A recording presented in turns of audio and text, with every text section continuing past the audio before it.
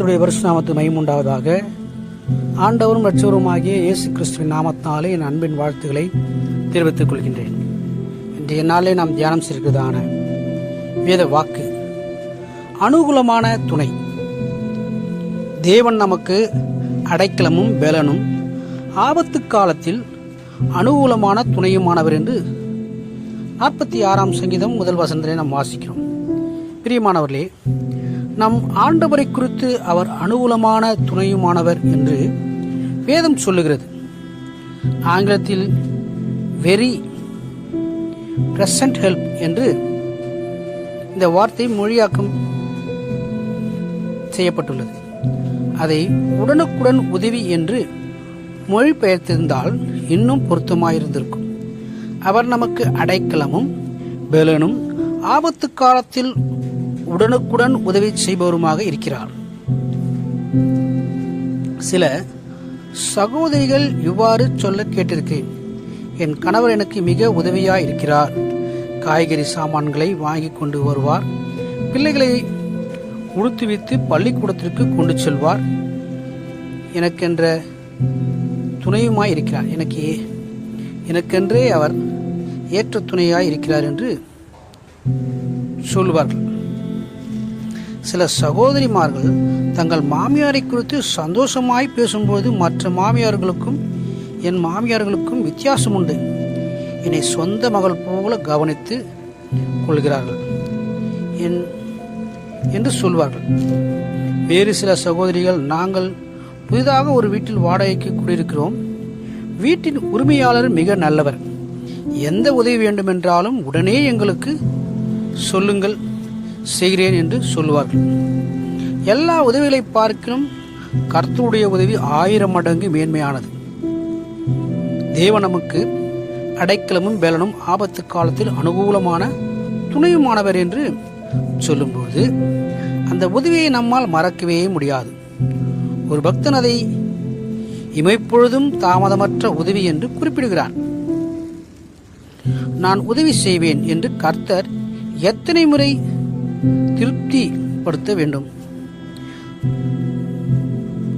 வேதத்திலே வாக்களித்திருக்கிறார் பாருங்கள். அவர் கூப்பிடுவதற்கு முன்னே நான் மறு உத்தரவு கொடுப்பேன், அவர்கள் பேசும்போதே நான் கேட்பேன் என்று ஏசாயா 65:24 வாசிக்கிறோம். அவனை நோக்கி கூப்பிடுவான், நான் அவனுக்கு மறு உத்தரவு அருளி செய்வேன், ஆபத்தில் நானே அவனோடு இருந்து அவனை தப்புவித்து அவனை கனப்படுத்துவேன் என்று வாசிக்கிறோம். சங்கீதம் 91:15. தானியேலுடைய வாழ்க்கையை வாசித்து பாருங்கள். ஆபத்து காலத்தில் அவர் எப்படி அனுகூலமாக துணையாய் இருந்தார் என்பதை நாம் தெளிவாக புரிந்து கொள்ள முடியும். சிங்கக்கபியிலே போடப்பட்ட நேரத்திலும் அவர் துணையாய் நின்றார். சிங்கம் சேதப்படுத்தாதபடி அதனுடைய வாயை கட்டி போட்டார். சிங்கக்கபியிலே போடப்பட்ட பின் 5 நிமிடம் கழித்து துணை வந்திருக்கலாம் என்றும் ஒரு எண்ணம் இருந்திருந்தால் ஒரு பிரயோஜனமும் இல்லை. சிங்கக்கபியிலே போடப்படுவதற்கு முன்பாகவே கர்த்தர் தம்முடைய தூதனை அனுப்பி அதன் வாயை கட்டி போட்டு விட்டார். தானியேலை சிங்கக்கபிக்குள் போடுவதற்கு முன்பாகவே வந்திருந்தார். சற்று தாமதமாக தேவதூதன் அங்கு வந்திருப்பான் என்று சொன்னால் பிரயோஜனம் இல்லை. தானியேலே, பயப்படாதே, நீ அறிவை அடைவதற்கும் உன்னுடைய தேவனுக்கு முன்பாக சிறுமைப்படுத்துவதற்கும் உன் மனதை செலுத்தின முதல் நாள் துவக்கி உன் வார்த்தைகள் கேட்கப்பட்டது, உன் வார்த்தைகள் நிமித்தம் நான் வந்தேன் என்று தேவதூதன் கூறினான். தானியேல் 10:12 வாசிக்கிறோம். அக்னி சூழலிலே சாத்ராக், மேஷாக், அபேத்நேகோ ஆகியோர் தூக்கி போடப்பட்ட போதும் கர்த்தரே அடைக்கலமும் அனுகூலமான துணையுமாயிருந்தார். பத்முத்துவிலே அப்போஸ்தலனாகிய யோவான் சிறையாக கட்டப்பட்டிருந்த போதும் கர்த்தரே அடைக்கலமும் துணையுமாயிருந்தார். தேவப்பிள்ளைகளே, கர்த்தர் உங்களுக்கும் அடைக்கலமும் துணையுமாக இருக்கிறார். நாம் ஒவ்வொரு நாளும் நாம் நினைவிலே அதை வைத்துக் கொண்டு இருக்க வேண்டும், மறக்கவே கூடாது. கர்த்தரே எனக்கு துணையாக இருக்கிறார், எனக்கு பாதுகாப்பாக நான் போகும்பொழுதும் அல்லது நான் வரும்பொழுதும், நான் எந்த ஒரு காரியத்தை செய்ய முற்படும் பொழுதும் கர்த்தர் எனக்கு துணையாக இருக்கிறார்.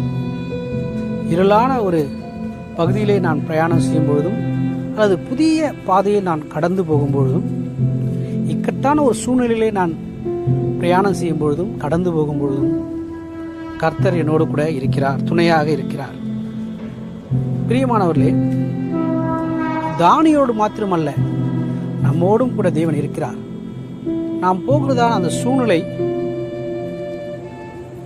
எப்பேற்பட்டதா இருந்தாலும் முன்கூட்டியே அந்த சூழ்நிலையிலே கர்த்தர் அதற்கான ஒரு ஏற்பாடு செய்து பலனாக, அற்புதமாக, ஆசீர்வாதமாக ஒரு ஏற்பாடு செய்து அதை வைத்திருக்கிறார். நம்ம அந்த சூழ்நிலையில் கடந்து செல்லும் பொழுது கர்த்தரும் என்னோடு கூட இருக்கிறார், நான் போகிறதான பாதையிலே சூழ்நிலையிலே கர்த்தர் என்னோடு கூட இருக்கிறார் என்கிறதான ஒரு உறுதியோடு கூட, ஒரு திட நம்பிக்கையோடு கூட, ஒரு மகிழ்ச்சியோடு கூட நாம் கடந்து செல்வோம் என்று சொன்னால், எப்பேற்பட்டதான சூழ்நிலையாக இருந்தாலும் சரி, எப்பேற்பட்டதான இடுக்கமான கஷ்டமான பாதையாக இருந்தாலும் சரி, கர்த்தர் நம்மோடு கூட இருக்கிறார், என்னோடு கூட இருக்கிறார் என்கிறதான அந்த உறுதி இருக்குமே என்று சொன்னால், அதன் கடந்து போகும்போது அதன் வழியாக ஊடுருவி செல்லும் பொழுது கர்த்தர் ஆசீர்வாதமாக, நன்மையாக, விடுதலையாக மாற்றித் தருவார். நமக்குள் அப்படிப்பட்டதான ஒரு எண்ணம் இருக்க வேண்டும். கர்த்தர் என்னோடு கூட இருக்கிறார். தானியேலோடு கூட, சாத்ராக் மேஷாக் ஆபேத்நேகோடு கூட, யோசேப்போடு கூட, யாக்கோபோடு கூட இருந்த தேவன் நம்மோடும் கூட இருக்கிறார். நாம் நினைவில் கொள்வோம். தொடர்ந்து அந்த தேவனை நாம் பற்றி கொள்வோம். வசனங்களை வாசித்து அதை நேசித்து வாழ்க்கையிலே அந்த வசனங்களுக்கு நம்மை விட்டுக் கொடுப்போம். கர்த்தர் தொடர்ந்து நம்மை வழிநடத்துவாராக, ஆசீர்வதிப்பாராக. ஆமென். God bless you.